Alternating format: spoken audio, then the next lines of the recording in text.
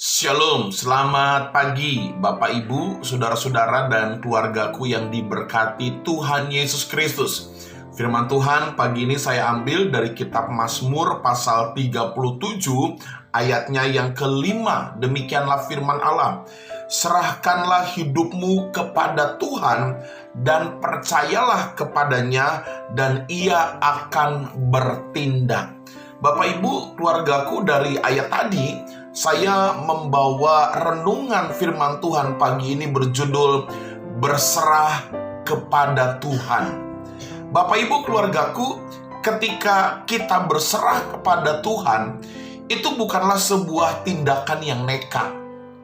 Bukan pula suatu tindakan yang diambil karena sudah tidak ada jalan keluar lainnya. Tetapi saya berpendapat bahwa orang yang berserah adalah sebuah tindakan yang lahir dari pergumulan hidup karena dia menyadari bahwa Allah lah satu-satunya jalan keluar dari setiap masalah yang dihadapi. Orang yang berserah bukanlah orang yang frustasi karena tidak ada lagi jalan keluar.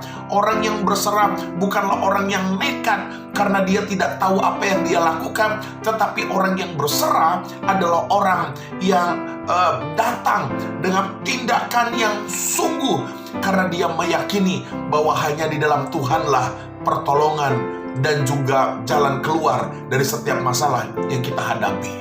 Bapak Ibu, keluargaku, pagi ini saya mau mengingatkan saudara, seberapa besar masalahmu, seberapa sulit tantangan hidupmu, dan mungkin seberapa besar kenyataan hidup yang mungkin pahit yang kita hadapi.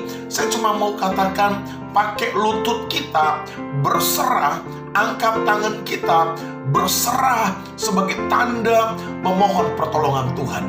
Pagi ini kita akan belajar bagaimana supaya kita dapat berserah kepada Tuhan sekalipun dalam situasi yang sulit. Bapak Ibu, kita akan belajar pagi ini bagaimana supaya kita dapat berserah kepada Tuhan sekalipun dalam situasi yang sulit. Yang pertama, saudara, saya menulis orang yang berserah adalah orang yang menanggalkan atribut kesombongannya.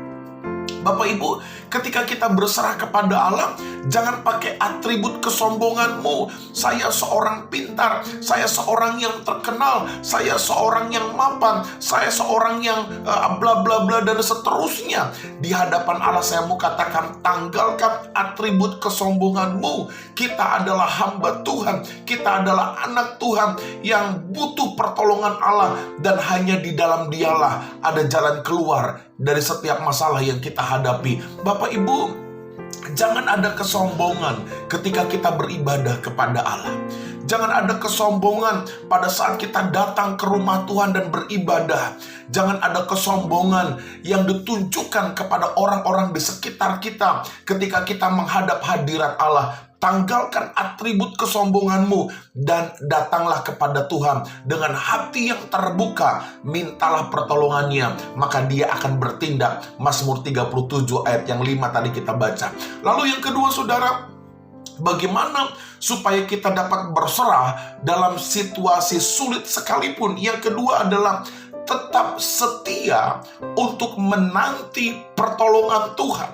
Bapak Ibu, pada saat kita berserah di hadapan Tuhan, pada saat engkau beribadah berserah kepada Allah, mungkin Allah tidak langsung menyatakan mujizatnya. Mungkin di dalam Yesus Kristus tidak langsung Allah memberikan mujizat yang spontan ketika kita menghadapi kesulitan. Ada proses waktu yang harus kita jalani, dan dalam proses itulah Tuhan bukakan jalan keluar bagi kita. Oleh karena itu, saudara, tetap setia.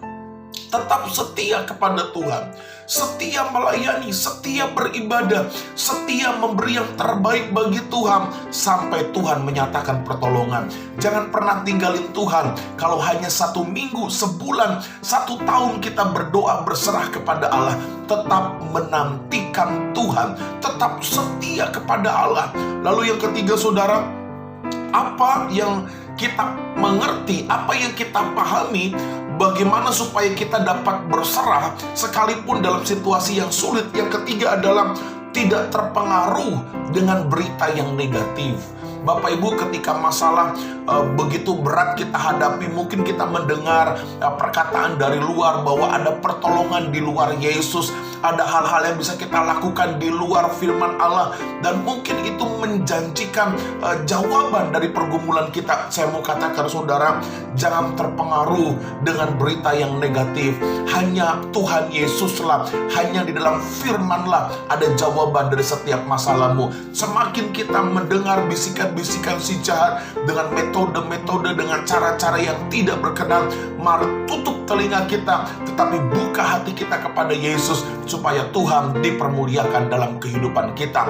Yang keempat terakhir saudara, bagaimana supaya kita dapat berserah sekalipun dalam situasi yang sulit? Yang keempat adalah tetap melakukan firman Tuhan. Bapak Ibu, pada saat kita kalut, pada saat kita punya masalah, mungkin terbesit dalam pikiran kita, nggak mungkin kita melakukan firman Allah karena saya sedang punya masalah. Tidak mungkin kita melakukan kebenaran firman Allah karena begitu banyak masalah yang saya hadapi. Bapak Ibu, itulah iman yang Alkitab ajarkan kepada kita. Kalau kita menantikan pertolongan Tuhan dan kita berserah kepada Tuhan, mari lakukan firman Allah. Seberapa yang engkau mampu kerjakan, melakukan firman Allah, kerjakan dengan segenap hatimu, maka disitulah Allah akan menyatakan kemenangan, mujizat, dan tanda-tanda heran dalam setiap kesulitan hidupmu. Selamat pagi keluargaku, tetap semangat menjalani hidup ini, tetap berserah kepada Allah, tanggalkan kesombonganmu, tetap setia untuk melayani, jangan terpengaruh dengan berita-berita yang negatif, dan pada akhirnya tetap setia melakukan firman Allah. Kesetiaanmu akan memuliakan Allah, dan disitulah Tuhan nyatakan mujizat bagi kita. Shalom, Tuhan memberkati kita semua.